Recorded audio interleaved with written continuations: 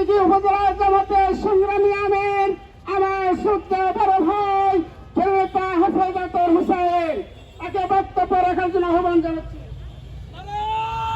أعوذ بالله من الشيطان الرجيم بسم الله الرحمن الرحيم الحمد لله رب العالمين والصلاة والسلام على رسوله الكريم وعلى آله وصحبه أجمعين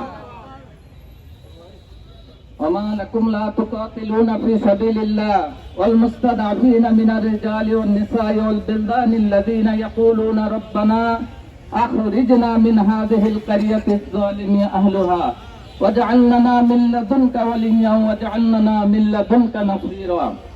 সম্মানিত আদমদীঘিবাসী, আসসালামু আলাইকুম ওয়া রাহমাতুল্লাহি ওয়া বারাকাতুহু। দল মত নির্বিশেষে আজকের এই বিক্ষোভ মিছিলে আপনারা অংশগ্রহণ করেছেন। উপজেলা জামাতের পক্ষ থেকে আপনাদেরকে আন্তরিক শুভেচ্ছা এবং মোবারকবাদ জানাচ্ছি। সম্মানিত উপস্থিতি, আমরা কিছু কথা শুনলাম, আর কয়েকটা কথা আপনাদের উদ্দেশ্যে আমরা বলতে চাই। প্রথম হলো, মিয়ানমার থেকে লক্ষ লক্ষ মুসলমানকে তারা তাড়াইছিল, রোহিঙ্গা নামে আমাদের দেশে তারা অবস্থান করছে। কয়েক লক্ষ মানুষকে তারা হত্যা করেছিল 2017 সালে। এরপরে এই কয়েকদিন আগে আল্লাহ তাআলা মিয়ানমার এবং থাইল্যান্ডে যে ঝাঁকুনি দিয়েছে, আজকে আমাদের রোহিঙ্গা মুসলমান ভাইদেরকে তারা নেওয়ার জন্য প্রস্তুত হয়ে গেছে। সম্মানিত ভাইরা আমার, এই গাজাতে দীর্ঘদিন ধরে তারা অত্যাচার করছে, পশ্চিম তীরে তারা মানুষ হত্যা করছে। কিছুদিন আগে আমরা জানি ক্যালিফোর্নিয়ায় আগুন লেগেছিল, দাবানলে ক্যালিফোর্নিয়া জ্বলে পুড়ে সরকার হয়ে গেছে। আল্লাহ তাদেরকে কিছু ছাড় দিচ্ছেন, কিছু সময় দিচ্ছেন, কিন্তু আল্লাহ তাদেরকে ছেড়ে দেবেন না ইনশাআল্লাহ। প্রিয় ভাইরা আমার, আমি বলতে চাই আমাদের প্রধান উপদেষ্টাকে যে আমরা আদমদীঘির পক্ষ থেকে যুবকেরা জীবন দেওয়ার জন্য ফিলিস্তিনের মুজাহিদ হিসেবে আমরা ফিলিস্তিনে যেতে চাই। ফিলিস্তিনে যাওয়ার সরকারি ভাবে আমাদেরকে সহযোগিতা করুন। আমাদের ভাই বোনদের জীবন রক্ষার জন্য আমরা আদমদীঘি থেকে হাজার হাজার যুবক আমরা ফিলিস্তিনে যাব ইনশাআল্লাহ। সম্মানিত ভাইরা আমার, এখানে সরকারের গোয়েন্দা সংস্থার অনেক ভাইয়েরা আছেন। আপনারা প্রধান উপদেষ্টাকে বলুন, শুধু আদমদীঘি নয়, আজকে সারা দেশে যত প্রোগ্রাম হচ্ছে সব প্রোগ্রাম থেকে লক্ষ লক্ষ যুবক ফিলিস্তিনে যাওয়ার জন্য তারা প্রস্তুত আছে ইনশাআল্লাহ। ভাইরা আমার, ফিলিস্তিনে তারা যেভাবে বোমা হামলা করেছে, আমাদের ভাই বোন মা ছোট শিশুরা তারা আকাশে উড়ে চলে গেছে। আমরা মনে করছি তাদের দেহ আকাশে উড়ে যায়নি, তাদের আত্মাটা আল্লাহ তাআলা জান্নাতুল ফেরদাউসে নিয়ে গেছে। আমার এভাবে হত্যা করে ফিলিস্তিনের আন্দোলন কোনোদিন বন্ধ করা যায়নি, কোনোদিন বন্ধ করাও যাবে না। রাসূল সাল্লাল্লাহু আলাইহি ওয়াসাল্লামের হাদিস, ফিলিস্তিনের মানুষেরা কিয়ামত পর্যন্ত তারা যুদ্ধ করবে, তাদেরকে শেষ করতে পারবে না।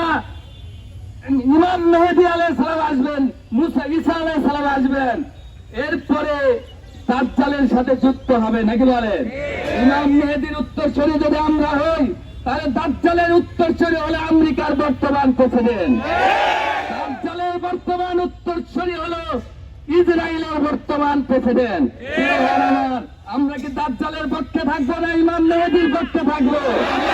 আমাদের দেশেও দাজ্জালের কিছু উত্তরসূরি আছে, আমাদের আনাচে কানাচে যারা দাজ্জালের উত্তরসূরি আছে, আমরা তাদেরকে হুঁশিয়ার করে দিতে চাই, ইমাম মেহেদীর বংশধর বেঁচে থাকতে আপনাদেরকে রাজপথে আসতে দেওয়া হবে না। আমার এখানেই শেষ নয়, আমাদের যুদ্ধ শুরু হয়েছে। আমাদের যুদ্ধ শেষ হলে যতক্ষণ না আমরা আল্লাহর জান্নাতে পৌঁছে যেতে পারি, আমাদের এই যুদ্ধ শুরু হয়েছে, আমরা জান্নাত পর্যন্ত যেতে চাই। প্রিয় ভাই আমার, আজকে গোটা মুসলিম বিশ্বের রাষ্ট্রপ্রধানেরা তারা নীরব হয়ে গেছে। এই কাপুরুষদেরকে বদলাতে হবে সেখান থেকে। আজকে তারা রাজকীয় হালে জীবন যাপন করছে। যে সময় আমেরিকা ইরাকের উপর আক্রমণ করেছিল, এরপরে কুয়েত আক্রমণ করেছিল, যখন এই রাজকীয় বংশের বুকের উপর পা দিয়েছিল, তখন তারা বুঝেছিল যে মানুষের কষ্ট কেমন। আজকে এই মধ্যপ্রাচ্যের মানে এসির মধ্যে থেকে পেট্রোল কামাই করে তারা সুখে আছে। আমরা মনে করি এই ইসরায়েলের আযাব শুরু হয়নি, আপনাদের উপরে শুরু হবে ইনশাআল্লাহ। প্রিয় ভাইরা আমার, আমরা এই বাংলাদেশকে রক্ষা করতে চাই না, কি বলেন? আমাদের এই বাংলাদেশ রক্ষা করা, এরা ভারতীয় কোন প্রিসক্রিপশনে বাংলাদেশ রক্ষা হবে না। বাংলাদেশ রক্ষা করতে গেলে মদিনার প্রিসক্রিপশনে বাংলাদেশকে রক্ষা করতে হবে।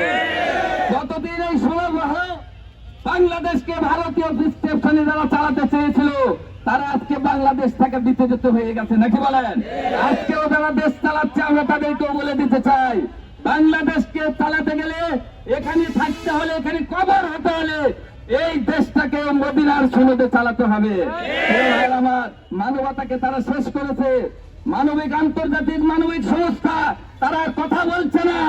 যদি আন্তর্জাতিক মানবিক সংস্থা তারা কথা না বলে, আমরা মুসলিম বিশ্বকে বলতে চাই, মুসলমানদের জন্য ভিন্ন মানবিক সংস্থা আবার কায়েম করতে হবে ইনশাআল্লাহ।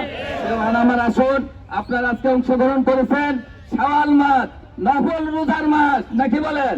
আমরা এই মাসে রোজা থেকে ওয়াদা করতে চাই, যতক্ষণ ফিলিস্তিনি মুক্তি না হবে, মুক্ত না হবে, স্বাধীন না হবে, ততদিন আমরা রাজপথে থাকবো ইনশাআল্লাহ। আপনারা অংশগ্রহণ করেছেন, শান্তিপূর্ণভাবে মিছিল করেছেন, সকল পর্যায়ের ভাইয়েরা আমাদেরকে সহযোগিতা করেছেন। যাদের যে সহযোগিতা, অংশগ্রহণ, এরা যদি আল্লাহর জন্য হয়ে থাকে, আল্লাহ আমাদের এই সহযোগিতাকে কিয়ামতের দিনে নাজাতের ওসিলা হিসেবে আল্লাহ তাআলা কবুল করুন। আপনাদের সকলকে অসংখ্য ধন্যবাদ দিয়ে আজকের এই প্রোগ্রামের এখানেই সমাপ্তি ঘোষণা করছি। বাংলাদেশ জিন্দাবাদ, বাংলাদেশ জামাত ইসলামী জিন্দাবাদ, বাংলাদেশ তৌহিদি জনতা জিন্দাবাদ। সবাইকে ধন্যবাদ। ফিলিস্তিনি জিন্দাবাদ। আসসালামু আলাইকুম ওয়া রাহমাতুল্লাহি ওয়া বারাকাতুহু।